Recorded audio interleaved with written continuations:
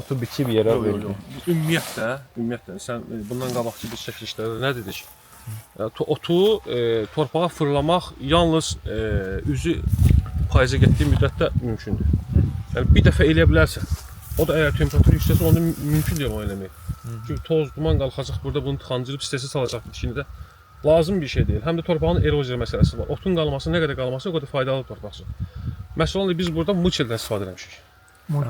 Ot doğrayan var, otu doğrayıb qaytarmışıq. Yaş ot qalxır, bir dəfə çövürür, ikinci dəfə qalxır, ikinci çövürür. Orada da azot oran balansı pozulacaq. Yaş otun özü də çürüyüb torpağın altına girməsi azotun yüksəlməsi deməkdir. Biz orada o balansı pozacaq. İstəsək də, istəməsək də. Ona görə məcbur ki, ancaq bir dəfə. O da qış aylarında. Niyə görə qış aylarında? Keçən ki videoda mən sənə dedim. Qış aylarında Rasim müəllim, niyə görə biz bunu edirik? Hamımız bilirik ki, niyə görə edirik?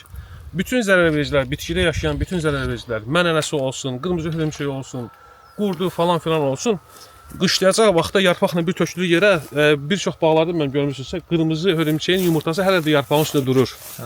Hələ də yarpağın üstündə durur. O yarpaq düşdü mü yerə?